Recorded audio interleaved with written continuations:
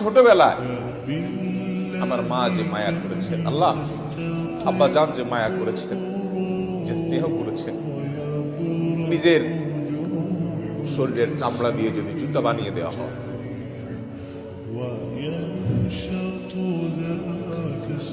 তবুও বাপ মার ঋণ কখনো শোধ করা যাবে না।